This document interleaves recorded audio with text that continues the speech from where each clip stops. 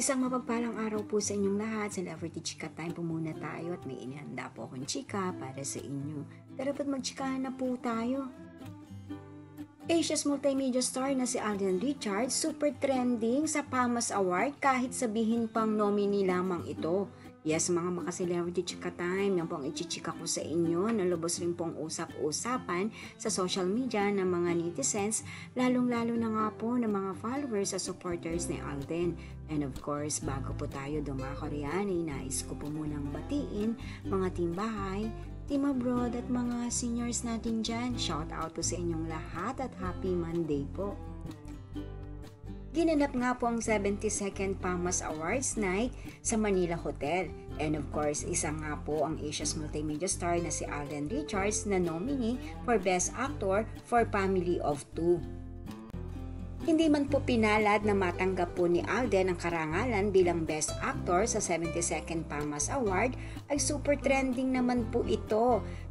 Number 1 topic po ang ating Asia's multimedia star sa social media na lubos nga po itong pinag-uusapan at pinagpipiestahan.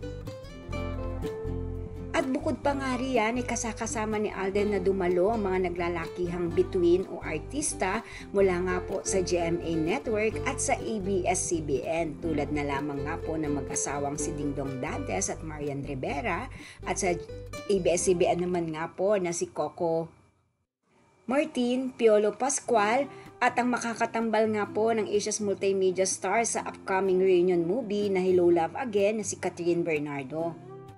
Yes po, nagsama-sama nga po ang mga royalties ng GMA Network at ABS-CBN.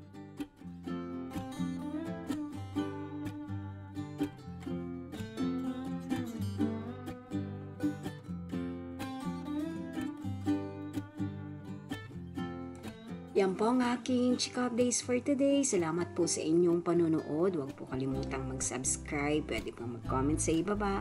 Basta't wag lamang po harsh o nakakasakit sa isa't isa. Salamat po muli. Spread love, not hate.